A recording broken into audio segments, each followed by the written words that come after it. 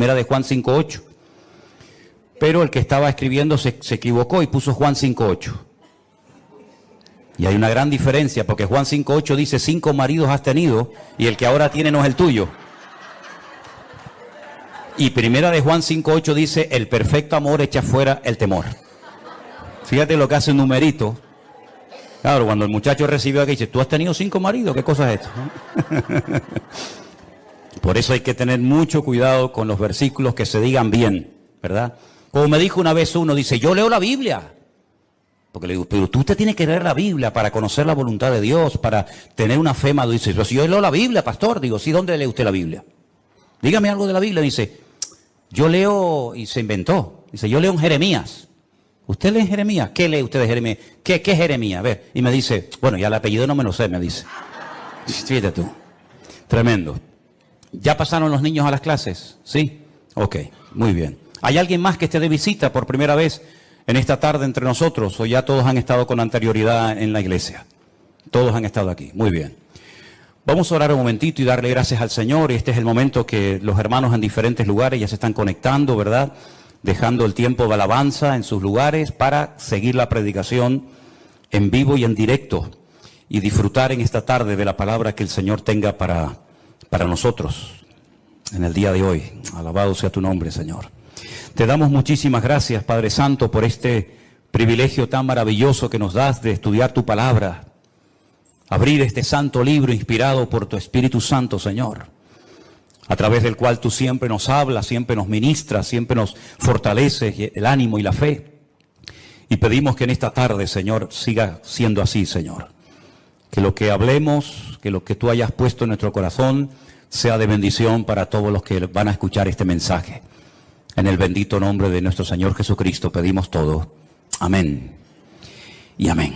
Yo estaba leyendo anoche a altas horas de la madrugada, porque no tenía sueño, en el libro de los Hechos, uno de los relatos donde se cuenta la conversión del apóstol Pablo, más conocido como Saulo de Tarso.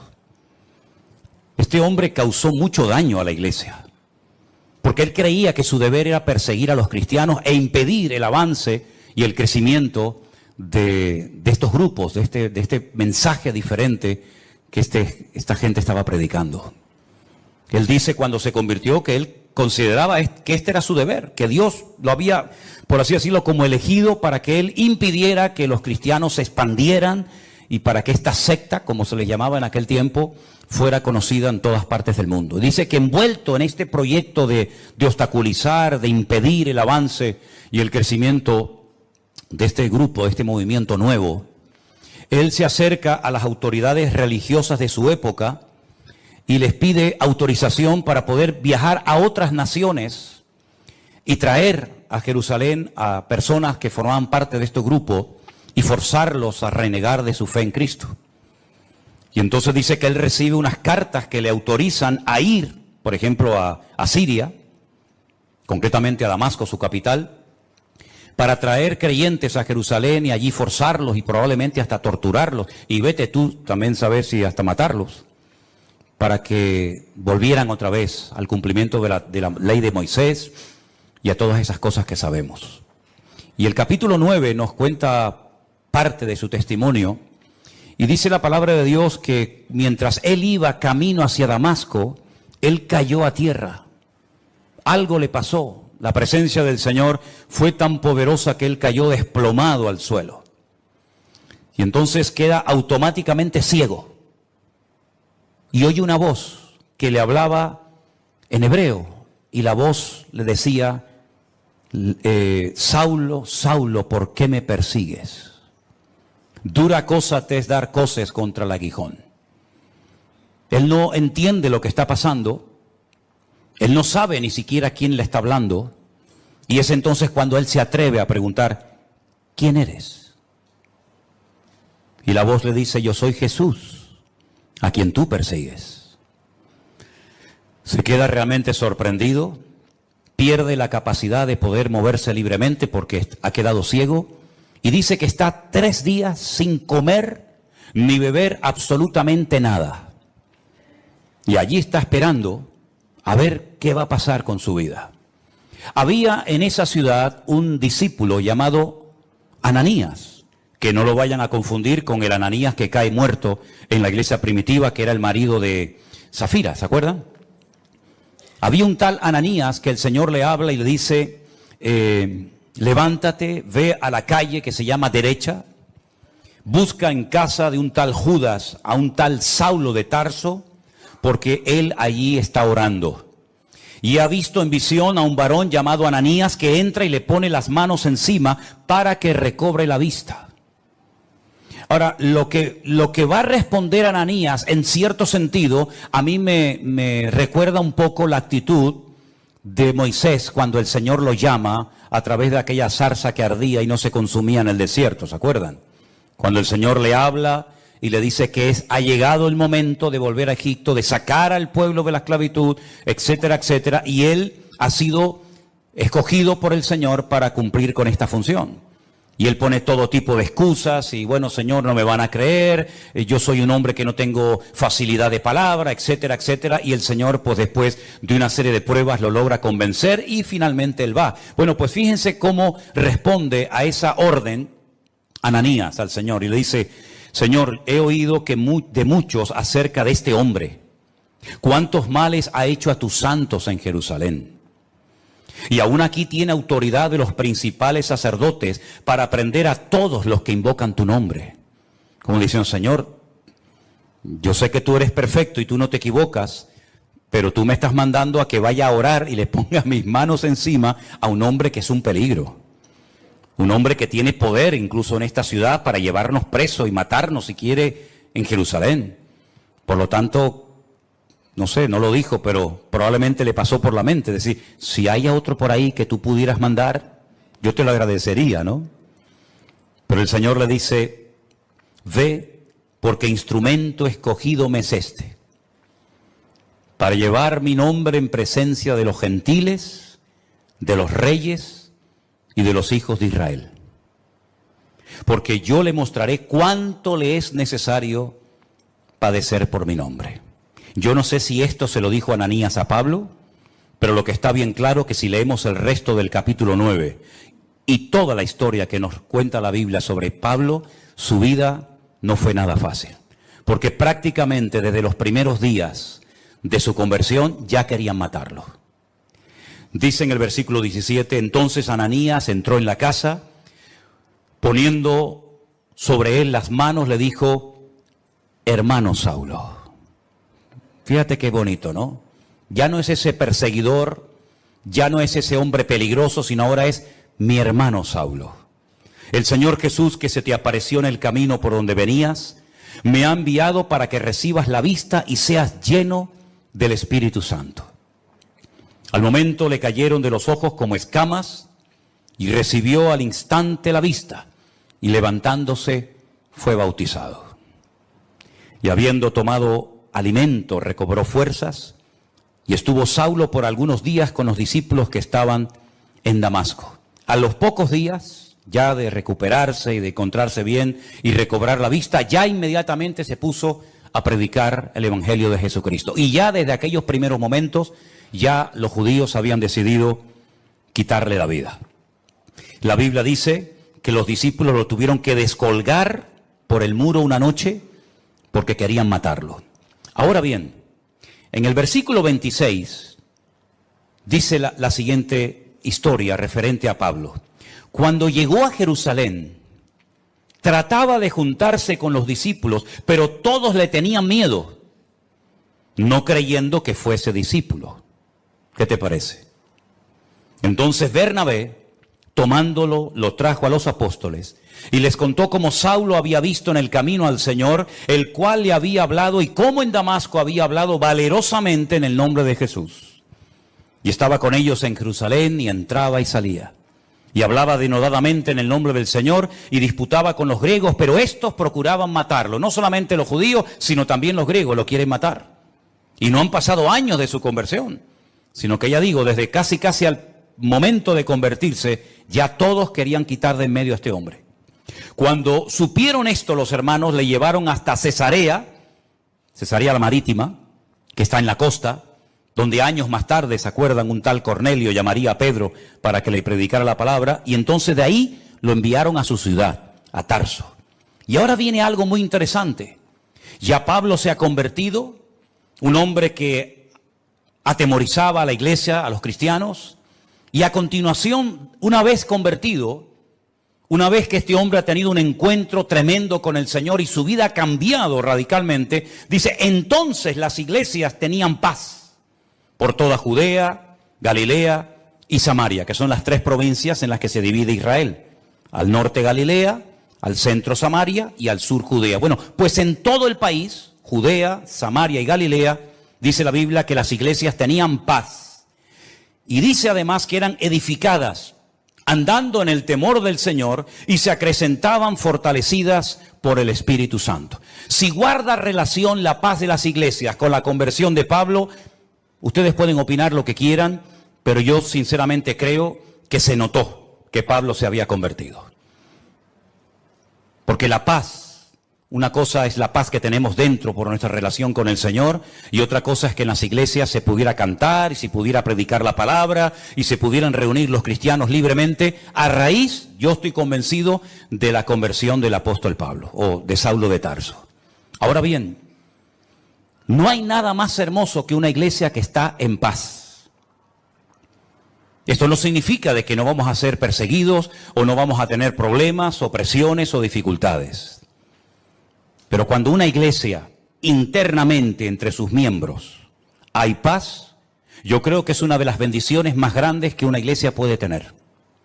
Así como un hogar que está en paz es una bendición. Un hogar en guerra, un hogar en crisis, donde hay gritos, peleas, insultos, etcétera, tiene que ser terrible. Pero cuando hay paz en el hogar, qué bendición, amén, hermanos.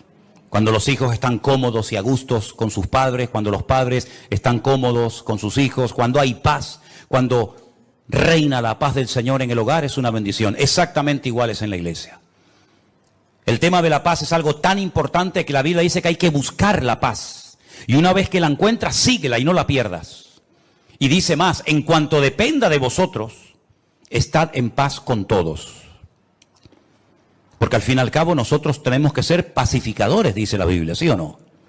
Una de las bienaventuranzas del Sermón del Monte dice, bienaventurados los pacificadores, porque ellos serán llamados hijos de Dios. Si usted es una hija de Dios, usted no puede estar en guerra con ninguna hermana de la iglesia. Porque entonces usted no está siendo coherente con lo que usted dice que es. Si usted es cristiano, si usted es un hijo de Dios, usted tiene que estar en paz, no solamente consigo mismo, no solamente con el Señor, sino en paz con todos los hermanos. Y no evitar el cruzarte con ese hermano o hermana, no tener que ir por un pasillo para evitar que él venga por el otro, daros la paz, saludarse, hablarse, mirarse a los ojos y no tener que decir, bueno, voy a llegar un poquito más tarde para no encontrarme con fulanito de tal en la puerta. Y voy a salir un poquito más antes, ¿verdad? Un poquito antes, para no tener que despedirme de este y de aquel. Si usted está viviendo así, usted está en desorden, hermano. Porque esa no es la voluntad de Dios. Digo, hermano, incluyendo al género femenino. Todavía nosotros creemos en eso. Yo sé que por allá afuera, ¿verdad? Pero aquí cuando decimos, hermanos, vivamos en paz, me refiero a todos, absolutamente, hombres y mujeres.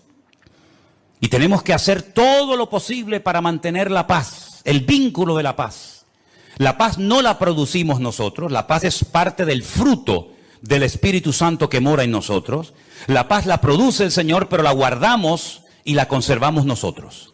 Nosotros no podemos producir piñas, no podemos producir melocotones, pero sí podemos conservarlos en latas, incluso a veces durante meses o tal vez durante años. Exactamente es igual. Usted tiene que estar en paz consigo mismo. Usted tiene que estar en paz con el Señor y usted tiene que estar en paz con todos los hermanos de su congregación y de todas partes. ¿Cuántos dicen amén? Y si usted opina lo contrario o está viviendo de una forma contraria, usted y yo con la autoridad que Dios me ha dado, le digo, usted está totalmente en desorden y fuera de la voluntad de Dios. Usted no puede, bajo ningún concepto, tener algo contra un hermano, venir a la iglesia, cantar, escuchar la palabra, levantar sus manos, etcétera, etcétera, Cuando usted sabe perfectamente que hay algo que usted tiene que arreglar hace mucho tiempo con ese hermano, con aquella hermana, con esta familia o con la otra familia, y usted ha ido dilatando y extendiendo el tiempo, haciéndose el sueco, como decimos por estas partes del mundo, y no dándole importancia. Sí tiene mucha importancia. Hasta el punto que el Señor Jesucristo dijo, si cuando vas a ofrecer tu ofrenda al altar, te acuerdas de que hay algo que tiene que ser arreglado, deja tu ofrenda en el altar, ve, reconcíliate primero y luego ven y presenta tu ofrenda. Pero lo primero es tu relación horizontal con los hermanos. Y después vienes, yo no me voy a ir ni me voy a cansar de esperarte, pero si tú no amas a tu hermano al cual ves, no digas que amas a Dios al cual no ves, porque la Biblia llama a tales personas mentirosas. ¿Cuántos dicen amén? Tenemos que ser pacificadores, tenemos que buscar la paz y mantenerla, tenemos que hacer todo lo posible por vivir en paz. Y si alguien no quiere perdonarte, si alguien no quiere arreglar el tema, bueno, pero por lo menos que usted cuando ponga su cabeza en la almohada duerma con su conciencia tranquila y sepa que usted ha hecho todo lo posible por arreglar el asunto, por arreglar el problema, y si no ha sido posible, por lo menos que usted diga, yo hice mi parte y ahora le dejo el tema en las manos del Señor. Pero no le quite importancia a este tema, porque no hay nada más hermoso y nada más poderoso que una iglesia en paz. Repito, no solamente con el Señor, sino también entre los hermanos. ¿Cuántos dicen amén? Cuando nosotros tenemos conocimiento de Dios y de su palabra, ese conocimiento nos compromete. El conocimiento no es para presumir, mire cuánto sé. Le voy a decir cuántos versículos de la Biblia sé o cuántos capítulos conozco. No, el conocimiento no es para eso. El conocimiento nos capacita para poner en práctica lo que hemos leído, lo que sabemos, y para poder vivir una vida cristiana práctica y no desde el balcón de la teoría, sino vivir como el Señor quiere que vivamos. Y por eso, como las iglesias tenían paz, dice que por eso las iglesias eran edificadas. ¿Cómo se edifica una iglesia? Bueno, lo primero que tiene que tener claro una iglesia, que lo que le va a dar sustento y fundamento a una congregación, a un ministerio y a una vida, es la roca que es la palabra de Dios. ¿Cuántos dicen amén? Todos conocemos la historia de aquellos dos que querían construir una casa. ¿Se acuerdan? Uno sobre la arena, deprisa, rápido, no tenía tiempo para esperar. El otro que cavó, ahondó, llegó a la roca, edificó su casa. Cuando vinieron los problemas, las turbulencias, los vientos, los huracanes, la lluvia, etcétera, una cayó y fue grande su ruina. La otra permaneció. ¿Por qué? Porque tenía fundamento. Una iglesia para permanecer en el tiempo. Un creyente para mantenerse firme contra los achaques del enemigo, las pruebas, las tribulaciones, las presiones, las críticas, todo lo que usted quiera mencionar. La única forma es que tú tengas una base, no unos deseos, no unos anhelos, no. Un fundamento lo suficientemente sólido, porque la iglesia tiene que tener personalidad y criterio propio. Yo lo dije hace poco, la iglesia, el cristianismo, está siendo atacado, nos están buscando las cosquillas por todas partes. Si no es por los niños en la escuela, es por la universidad, si no es por las leyes del gobierno, nos están tratando de provocar y pinchar y burlarse y reírse, hasta de una forma legal, ¿verdad? Pero sin embargo, una iglesia que crece, es una iglesia que sabe lo que tiene que creer, lo que tiene que practicar y lo que tiene que rechazar contundentemente, aunque no sea popular su postura. Y es que, dicho sea de paso, el cristianismo nunca ha sido popular. Si usted lo que quiere es ahora que está convertido, caerle bien a tu gente, algunos sí, pero te aseguro que a muchos no le hará ninguna gracia, ni les va a traer lo más mínimo saber que tú ahora dices que vas en serio con el Señor. No le va a hacer ninguna gracia. ¿Vas a aguantar la presión? ¿Vas a aguantar la burla? ¿O vas a pasar desapercibido? ¿O vas a marcar una diferencia como tantos y tantos hombres y mujeres de la Biblia a lo largo de la historia marcaron una diferencia porque no se dejaron arrastrar, no se dejaron corromper por la corriente de este mundo? Las iglesias eran edificadas porque sabían que Cristo le da estabilidad a la vida de una iglesia y a la vida de un creyente.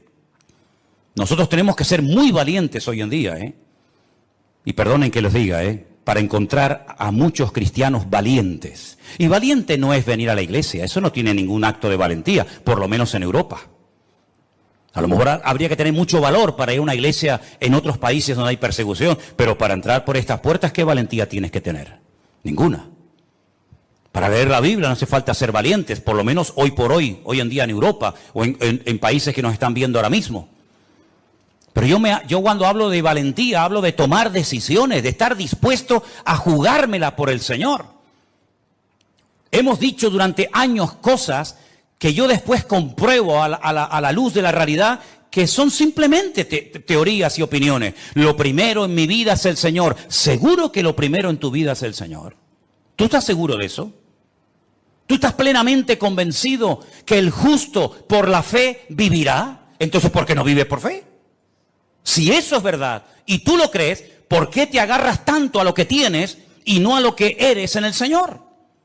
Porque hay incluso personas que no tienen tantas responsabilidades en la vida que atender y que les cuesta tanto dar pasos de fe, pero sin embargo después predican y hablan de la fe, pero a la hora de la verdad no dan los pasos correspondientes.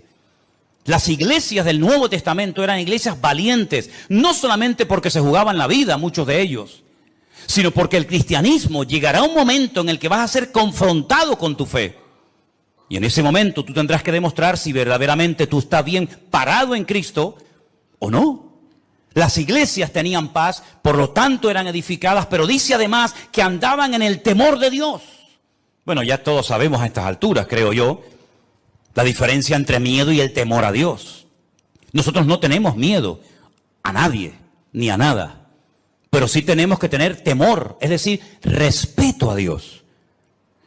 Tal vez uno de los versículos más conocidos que menciona este tema es el de Proverbios, cuando dice que el principio de la sabiduría es el temor de Dios. Pero es que a mí me gusta otro que también habla del temor de Dios, que también está en Proverbios, que dice que el principio de la sabiduría es aborrecer el mal. Y dice la Biblia que las iglesias de Judea, de Galilea y de Samaria andaban en el temor de Dios. Es decir, eran iglesias que andaban en orden. Eran iglesias que andaban alineadas con Dios y con su palabra. Eran iglesias que no vivían en la carne. Eran iglesias que andaban en santidad, comprometidos, sabiendo que ellos eran, como dijo el Señor, la sal de la tierra y la luz del mundo. No siempre fue así. Después hubieron tremendas persecuciones, muchos hermanos perdieron la vida, unos fueron quemados, torturados, crucificados, etcétera, etcétera. Pero por lo menos durante un tiempo, el libro de los Hechos destaca que hubo un tiempo que había paz en las iglesias. Las iglesias eran edificadas en la palabra, en el amor unos con otros, porque andaban en el temor de Dios, y parece como que una cosa nos lleva a otra. Cuando hay paz, nos podemos edificar mutuamente unos a los otros. Y cuando nos edificamos es porque entendemos que el temor de Dios implica compromiso el uno con el otro. El venir a la iglesia no es, hola, hola, buenas tardes, Dios te bendiga.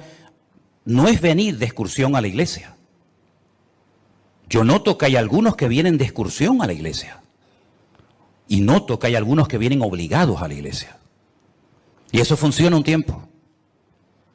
Pero llegará un momento que no te va a funcionar ese sistema. Llegará un momento que el niño o la niña te dirán, no voy a la iglesia. Y ya no sirve. Te quito el teléfono, no sales con tus amigas, no te va a funcionar ese sistema. Porque perdiste la guerra hace muchos años y la quieres ganar ahora. Y yo dije hace unas cuantas semanas atrás que hay batallas que las tienes que ganar hace años. Tuviste que haberlas ganado hace años. Como David aprendió a ganar muchas batallas en su vida privada, para después, cuando llegó el momento de su vida pública, derrotar a aquella mole de hombre llamado el gigante Goliat. Pero no era la primera vez que se enfrentaba a un obstáculo tremendo. Ya él después contó lo que hacía en su vida privada, que por cierto nadie lo sabía, pero él y Dios sí lo sabían. Por lo tanto, hay batallas que si tú has ido perdiendo en tu intimidad, después no vengas aquí dándotelas de valiente, de que ahora todo se va a solucionar porque has perdido la guerra hace muchos años. Por eso cada día, dice Pablo, empezamos de cero. Y corro para ver si logro asir aquello para lo cual un día el Señor me agarró a mí. Porque todavía queda mucho camino por recorrer y mucho terreno por conquistar para el Señor. A veces decimos, he escuchado a hombres que dicen, la Biblia dice que la mujer tiene que someterse al hombre. Ya perdiste la guerra. Si vas así, ya perdiste la guerra, no hoy, hace años la perdiste. La Biblia dice, los hijos tienen que honrar a sus padres. Y si subes el volumen para darle como más fuerza a tu argumento, hace años que perdiste la guerra. Ya ni usando el versículo te funciona. Porque no es por presión, es por convicción. ¿Tú te has asegurado de que tus hijos han nacido de nuevo? Porque si no han nacido de nuevo, ¿cómo lo vas a obligar a venir a un sitio donde Cristo y su palabra es la prioridad? Si tú has perdido la guerra en tu familia y en tu vida privada, en tu vida pública, tarde o temprano, saldrá a la luz tus derrotas personales. Por eso, queridos hermanos, si no somos capaces de andar en el temor de Dios, ¿qué es el temor a Dios? Pongamos ejemplos prácticos. El temor a Dios es tener respeto a las cosas de Dios. El saber que aunque nadie me está mirando, aunque nadie me está observando, eso que estoy haciendo en ese momento, eso que estoy mirando en ese momento, no es la voluntad de Dios. Y no necesito a alguien que me fiscalice, no necesito a alguien que me haga sombra o me ponga encima su mirada para decir, ay, perdón.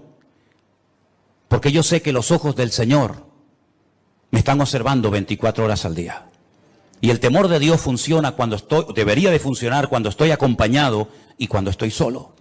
Y ese era uno de los secretos del crecimiento numérico y cualitativo de la iglesia en aquellos tiempos.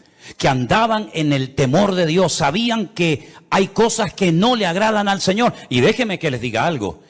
En aquellos tiempos, por lo menos en este momento, no todo el mundo tenía como tú y como yo una Biblia en la mano. Porque eso de tener una Biblia en la mano completa, desde lo que Dios le decía a Moisés, lo que Dios le revelaba a David en aquellos hermosos salmos, lo que el Señor le reveló a Juan en la isla de Patmos en cuanto al futuro, lo que Pablo daba como instrucciones a las iglesias de Corinto, de Éfeso, de Colosa, de Filipo, etcétera, toda esa instrucción, toda esa enseñanza, toda esa sabiduría, toda esa colección inmensa de palabras reveladas e inspirada por Dios, eso es un privilegio que durante siglos y siglos millones de hermanos nuestros no tuvieron. Es muy fácil cuando tú oras al Señor decir, bueno, creo que esta porción de Corintios o de Romanos o de Filipenses o este salmo o esta palabra de Isaías o de Jeremías o este ejemplo de Daniel o de José me pueden venir bien. Sí, claro, pero porque tú tienes toda la Biblia. Pero te repito, durante siglos y siglos hubieron millones de hermanos nuestros que nunca tuvieron el privilegio de tener una Biblia en sus manos. Y eso es algo que tenemos que valorar. Hay cosas que tenemos que valorar en nuestra vida para que nuestra vida realmente sea una vida fructífera y bendecida por el Señor. Y una de ellas es tener toda la palabra de Dios en mi mano, a la cual puedo recurrir y estudiar y escudriñar en cualquier momento. ¿Cuántos dicen amén? Otra cosa muy importante que tenemos que valorar es la iglesia que tenemos. ¿Saben cuántos hermanos les gustaría tener un lugar donde poder congregarse y no lo tienen? Bien porque a lo mejor no hay una iglesia cerca de su casa, bien porque las que hay son un desastre y enseñan cosas que no son bíblicas, por el motivo que sea. Pero ¿sabes el privilegio de poder tener un lugar donde tú puedes encontrarte con otros hermanos cuantas veces tú quieras? ¿Saben el privilegio que tienen, por ejemplo, nuestros hermanos allí en San Francisco, con lo que estuve la semana pasada, de tener una iglesia? Amen su congregación, amen las personas que están trabajando allí, dando su tiempo y su vida. Hay algunos que tienen la sensación de que siempre lo que no tenemos es lo mejor y no lo que tenemos. Siempre la mejor iglesia es la que no tengo, el mejor pastor es el que no tengo, los mejores líderes son los que no tengo. ¿Cuándo llegará el día en que muchos cristianos inmaduros y carnales se den cuenta que lo mejor no es lo que me falta, lo mejor es lo que ya tengo, que me dio el Señor hace mucho tiempo? ¿Cuántos dicen amén? Dele gracias a Dios por sus hermanos. Dele gracias a Dios por la Biblia, dele gracias a Dios por sus obreros, por sus pastores, dele gracias al Señor por su iglesia. No esté siempre con un ojo por arriba y con un ojo por otro lado. Valore lo que tiene.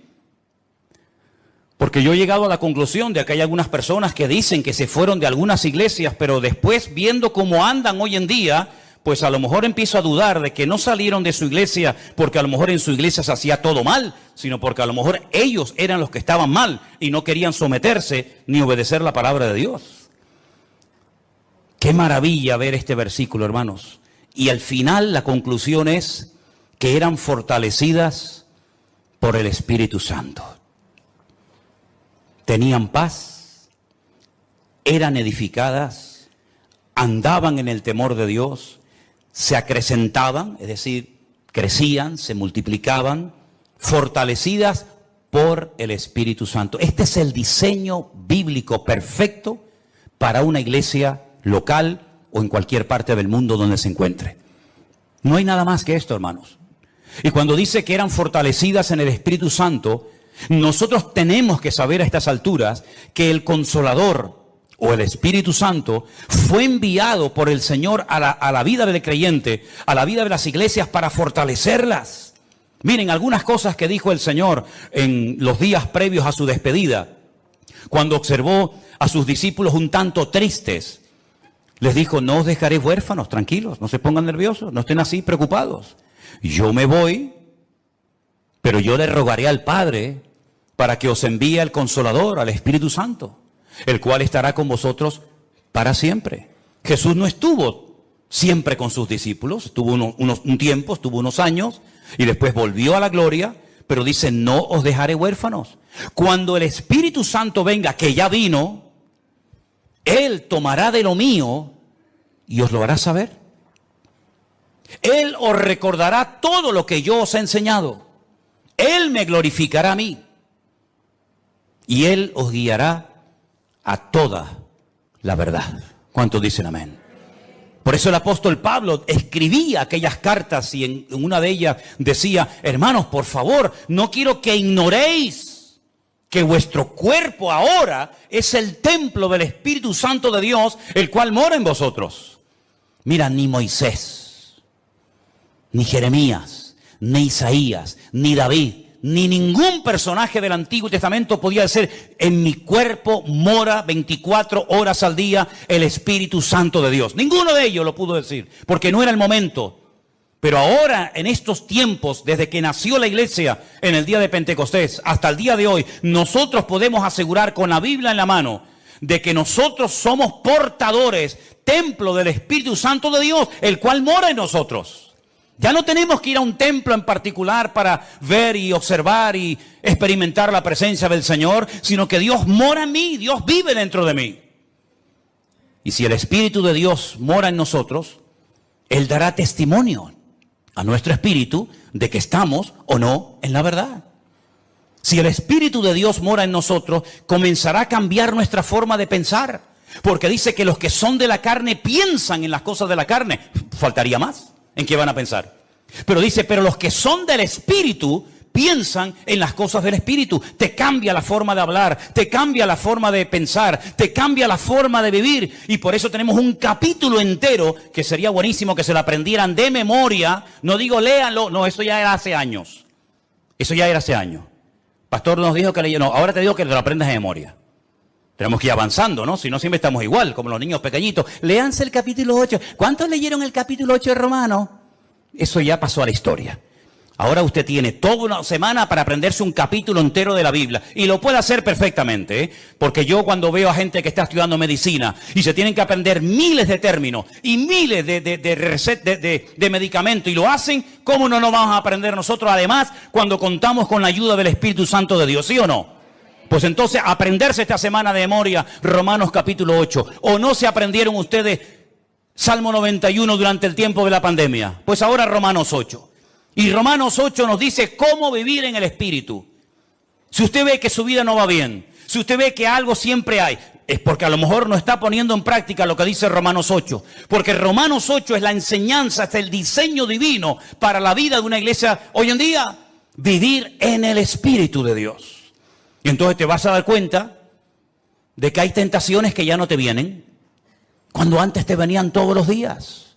Pero porque has ido matando el deseo de la carne, lo has ido matando de hambre. Y has comenzado a alimentar la nueva criatura, la nueva obra que el Señor ha hecho en ti, y te vas a dar cuenta de que ahora tus deseos han cambiado. Antes lo que te dominaba ya te da, perdonen, hasta asco. ¿No les ha pasado a ustedes eso alguna vez? Yo he conocido fumadores, yo nunca fui un fumador. Yo me habré fumado 2 cigarrillos en toda mi vida, o 3 o 4, yo qué sé. Pero hay gente que fue fumadora, pero fumadora de estos de verdad. Que me dicen, a mí se me pone una persona hoy en día que fuma a mi lado y me da asco. Y tú, a ti te da asco. Pero si tú antes te daba, ya, o digo fumar, perdonen, parece como que siempre el pecado más grande es el de fumar. Bueno, digo criticar, o digo beber, o digo cualquier otro. Cuando tú verdaderamente estás empapado y enamorado del Señor y tienes tus ideas claras y estás alineado y centrado en el Señor y andas no por impulsos, por emociones, por sentimientos, sino andas fortalecido en el Espíritu y por el temor de Dios, te vas a dar cuenta de que tus gustos han cambiado. Hay músicas que no te van a gustar porque le ofenden y le molestan al Espíritu Santo que mora en ti. Pastor, es bueno que yo oiga esto o lo otro. Digo, usted es cristiana, ore al Señor y ya verás lo que el Espíritu Santo te dice a tu corazón. Es más, si estuviéramos más llenos del Señor, no haríamos tantas preguntas. Estoy convencido de ello. Porque el Espíritu que mora en nosotros nos pondría en nosotros el anhelo de Cristo para hablar, para pensar, para vestirnos o para lo que sea. Cuando usted se pone en el espejo, pregúntale al Señor, Señor, ¿cómo me ves? ¿Hay algo que no te gusta de mí? Y yo te aseguro que si tú eres sincero contigo mismo, el Señor te va a decir, quítate ese pendiente de la oreja, bobo. ¿Qué haces tú con eso? ¿Qué haces tú con eso? Ay, perdón, Señor. ¿Y para qué te estás pensando en poner un tatuaje? No, pero me voy a poner, esfuérzate y sé valiente. Déjate de tatuaje y vive esforzado y valiente.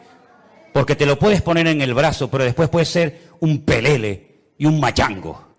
Así que déjate de tanto tatuaje y tanta bobería. Señor, ¿y yo puedo ir a la playa y quitármelo de arriba para ponerme morenita? Tú te vas a dar cuenta que cuando tú estás alineado con el Señor y fortalecido en el Espíritu y andando en el temor de Dios, hay muchas cosas que tú dices, oye, yo no sé lo que me pasa, pero ya no tengo deseo de hacer aquello, o de ver esto, o de tocar lo otro. ¿Por qué? Porque el Espíritu que mora en vosotros os anhela celosamente, dice la palabra de Dios. Y si no, miren ejemplos en la Biblia de personas que nunca jamás leyeron la Biblia y decían, eso no lo podemos hacer, porque eso no es la voluntad de Dios. ¿Y dónde lo habían leído? No hace falta leerlo. Tenían tanta comunión, estaban tan alineados con el Señor que sabían lo que a Dios le agradaba y lo que a Dios le desagradaba. Así de claro. Pero claro, hijo, si tú vives en la carne, si tú estás todo el día pensando en la carne, si estás rodeado de carne y si también te mueves en un ambiente de carne y después dices, no, es que no se me abren las puertas, es que Dios no me ayuda, es que Dios no me bendice, pero tú te crees que con la vida de desorden que tú llevas, Dios tiene la obligación de edificarte, de fortalecerte y de bendecirte. Hay un precio que pagar, queridos hermanos. Esto no es apretar un botón y decir, bueno, yo toco el botón y ya de arriba abajo el Señor me llena, me bendice y me transforma. No es así. Primeramente piensa, ¿cómo me llevo yo con mis hermanos en la iglesia? ¿Hay paz unos con otros? Porque si no hay paz, esto no es para ti, ¿eh? Esto no es para ti. Tendrás que pasar hoy, aceptar al Señor, pedir perdón y arrepentirte. Pero si tú estás en paz, entonces, ¿qué vas a querer? Edificar a los hermanos. Y si habéis prestado atención a la lectura esta tarde que dice, ¿cómo se edifica la iglesia? Por la actividad propia, mutua, de cada miembro. ¿Lo habéis leído, no? ¿Sí o no? El cuerpo va creciendo según la actividad propia de cada miembro para ir edificándose en amor. Así se edifica una iglesia. Con la actividad de cada uno de nosotros, aportando cada uno su granito de arena, aportando cada uno su don, su talento, su habilidad, su conocimiento, etcétera, etcétera, y cada uno aportando lo que tiene que aportar, lo que Dios te ha dado, ese cuerpo va creciendo y se va edificando hasta llegar a la estatura de la plenitud de Cristo, a un varón perfecto. Eso es lo que dice la palabra de Dios. Si lo hacemos, el crecimiento viene solo. Esta gente no tenían que salir por las calles haciendo campañas evangelísticas. Es que yo no veo en la Biblia campañas evangelísticas, sino que dice que el Señor añadía cada día a la iglesia los que habían de ser salvos. No estoy diciendo que no haya que salir a predicar el evangelio, no estoy diciendo eso. Lo que estoy diciendo es que el Señor mandaba a la congregación y era la iglesia un imán que atraía a la gente, porque el estilo de vida de los creyentes era diferente, y lo que hoy en día la gente está buscando es gente que sea honesta, que sea sincera, que vivan lo que predican y no que digan una cosa y que luego hagan otra. Por eso, mis queridos hermanos, el Espíritu Santo se movía en aquellas congregaciones con una libertad tremenda. ¿Por qué? Porque donde hay santidad, donde hay orden, ahí se mueve el Espíritu de Dios. Cuando la iglesia no es esto, cuando la iglesia no funciona según este diseño bíblico, la iglesia se convierte en lo que tú quieras. En un club de amigos, en una ONG, en un lugar de altruismo, en un lugar donde se reparte tal vez comida, pero la iglesia perdió la función de ser el agente de Dios en este mundo. Y el Señor nos da la oportunidad y el privilegio de reunirnos pues 1 o 2 veces a la semana o cuando sea en este lugar o en cualquier otro. Pero durante la semana la luz se esparce. Ahora la luz está concentrada en un lugar. Todos estamos siendo alimentados, instruidos, ¿verdad? Edificados por la palabra, pero cuando termine esta reunión, y en sus respectivos países lo mismo, la luz se va a esparcir. Y durante toda la semana, cada uno de ustedes en el lugar donde vivan, donde trabaja, donde estudies, vas a tener que marcar una diferencia y vas a ser una luz. Pero estás realmente fortalecido, edificado en el Señor para poder vivir una vida cristiana victoriosa. Porque si tu vida cristiana depende única y exclusivamente de un culto, yo no sé cómo aguantas, sinceramente. Yo no sé cómo puede aguantar un creyente viviendo única y exclusivamente de cultos. Eso es muy complicado.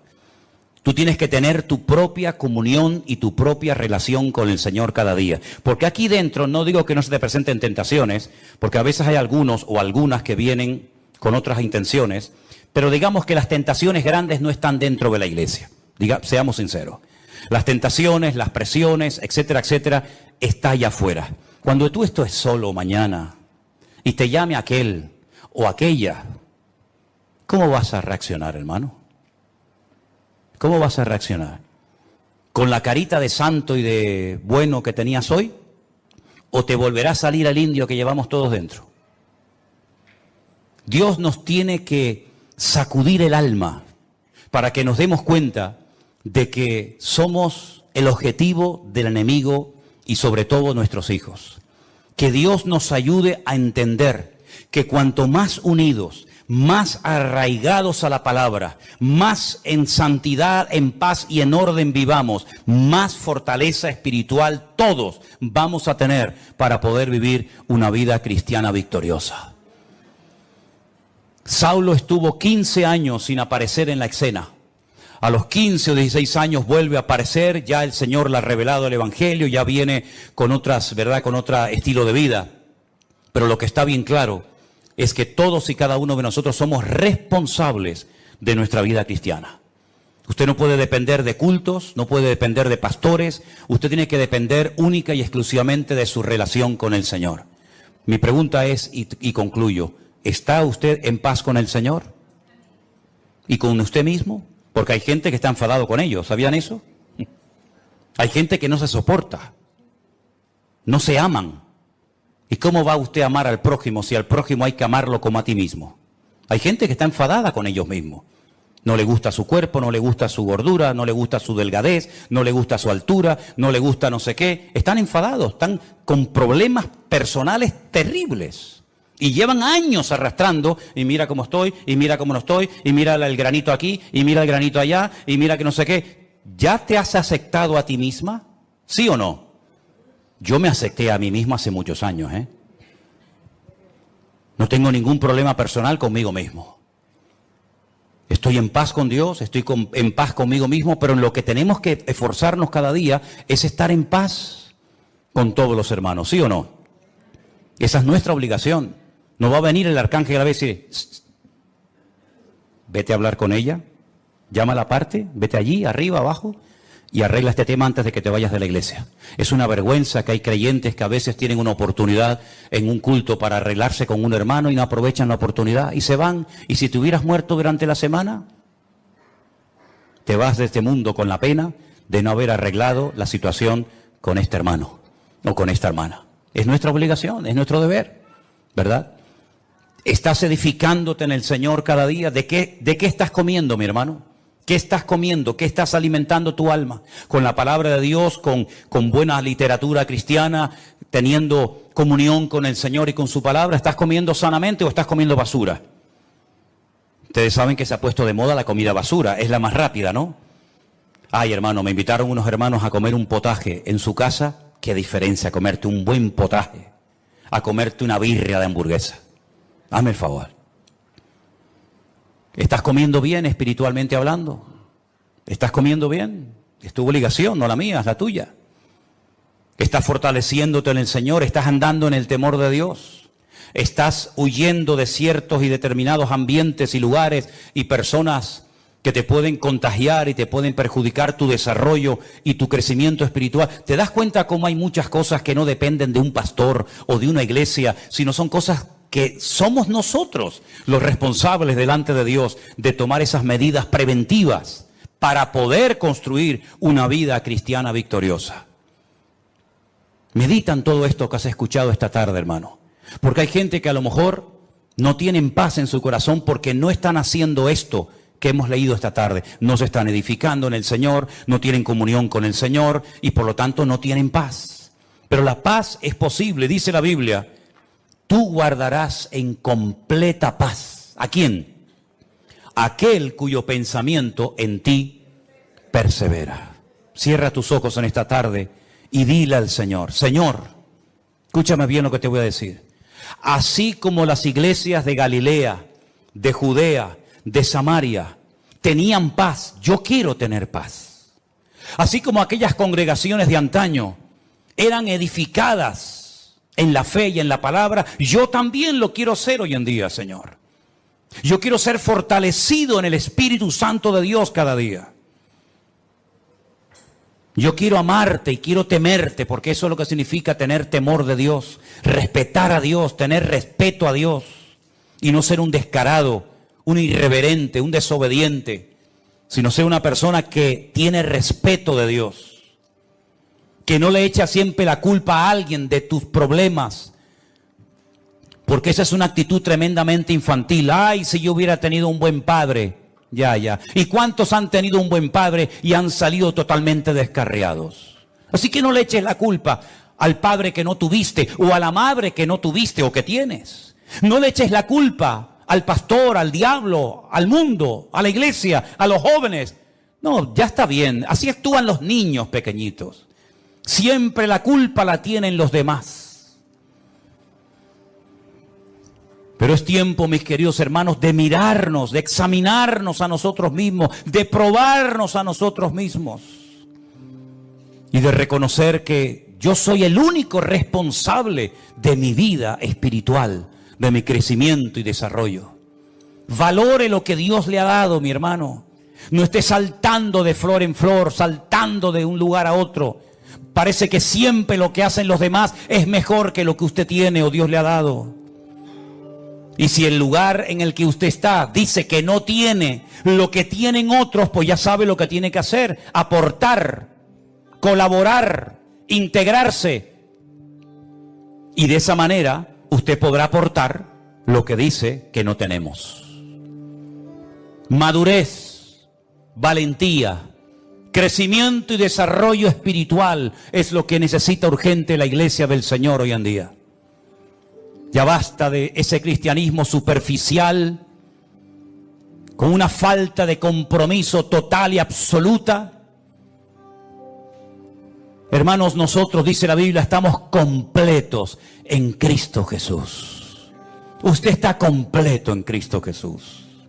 Solamente tienes que echar mano de lo que Dios te ha dado hace mucho tiempo. El mismo Espíritu de Dios que moraba en Cristo Jesús, nuestro Señor, es el mismo Espíritu que mora ahora en ti. Ni más ni menos. Por eso dice la Biblia que el Espíritu que levantó a Cristo de los muertos vivificará vuestros cuerpos mortales por su Espíritu que mora en vosotros. Escuche bien esto: el mismo Espíritu que ungió a Jesús, el mismo Espíritu que guió al Maestro, el mismo Espíritu que Él dijo: el Espíritu de Dios está sobre mí y me ha ungido para dar vista a los ciegos, para dar libertad a los cautivos, para pregonar el año agradable del Señor. Ese mismo Espíritu ahora mora dentro de usted. El mismo, la misma unción, la misma autoridad, el mismo poder. Use, eche mano Como decía Pablo a Timoteo, echa mano de la vida eterna. Usa lo que Dios te ha dado. Aviva el fuego del don de Dios que está en ti. No lo apagues. Cumple con tu llamado. Cumple con tu ministerio. Esfuérzate. Pelea la buena batalla. Acaba la carrera. Guarda la fe. Es nuestro deber. Son deberes personales, intransferibles. Nadie puede ocupar mi lugar de oración ante mi Dios. Alguien puede orar por ti, pero si tú no oraste ese día, te lo perdiste. Nadie puede ocupar esa banca, esa silla donde tú estás sentado más que tú. Porque un día Cristo se apareció en un culto y faltaba uno. Y fue el mejor culto de todos. Porque se apareció nada más y nada menos que el resucitado, victorioso y glorioso, el Rey de Reyes y Señor de los Señores. Y Tomás no estaba. Nadie puede leer la Biblia por ti. Nadie puede evangelizar por ti. Otros podrán hacer algo parecido a ti. Pero tus deberes, eres tú el responsable de cumplirlos. Ni papá, ni mamá, ni la esposa, ni el marido, ni los hijos, ni el pastor, ni la iglesia. Tú eres el responsable. Es como si tú mañana no vas a trabajar. Tal vez el jefe puede llamar a otro, pero tu deber era haber estado allí.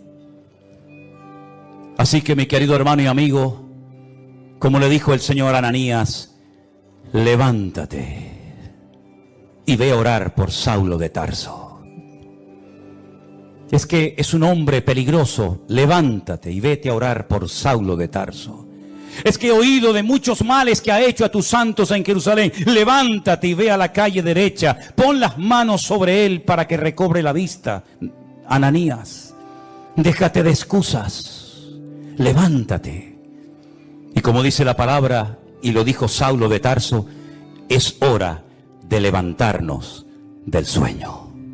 Porque la noche está avanzada y se acerca el día. Señor, gracias por tu palabra. Queremos ser esta iglesia de la cual se habla aquí en tu palabra. Iglesias fortalecidas en el Espíritu. Iglesias que andan por el temor de Dios. En paz. Los hermanos unos con otros. Sin guerras, sin peleas, sin murmuraciones ni divisiones internas. Queremos, Señor, vivir conforme a tu diseño en nuestras vidas. Que tú tomes posesión de todo nuestro ser. Y que en estos tiempos difíciles en los cuales nos ha tocado vivir, podamos ser la sal y la luz del mundo. Sabemos que la tierra ya está dando esos dolores de parto tremendos. Cada vez serán más frecuentes y más dolorosos. Y aunque el hombre natural no puede entender lo que está sucediendo, el hombre espiritual sabe qué está sucediendo.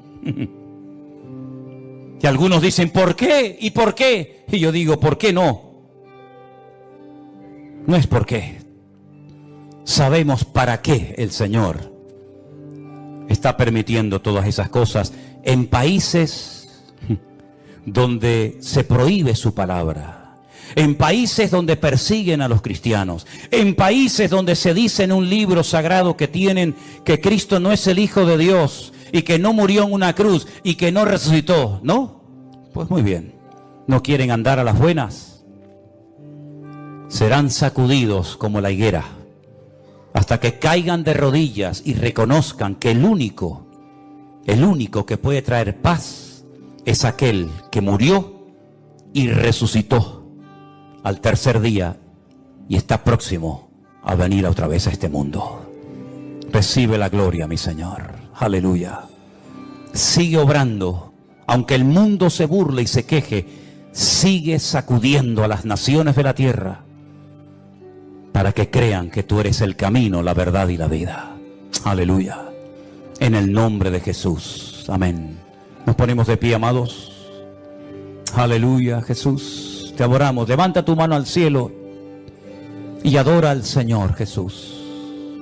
Adoren al Señor, hermanos queridos. Él está aquí con nosotros ahora mismo. Aleluya. Santo tu nombre. Aleluya. Te adoramos, Señor. Digno eres. Digno eres, Señor. Sigue obrando, Jesús. Sigue obrando, Señor. Siga hablando, Señor, siga hablando. Oh, Jesús, gracias. Oh, gracias, Señor. Gracias, Señor. Te adoramos. Oh, gracias. Gracias, Señor Jesús. Aleluya. Y más de ti. Sí, Señor. Gracias, Jesús. Te adoramos, te adoramos. Adoramos, Señor Jesús. Aleluya.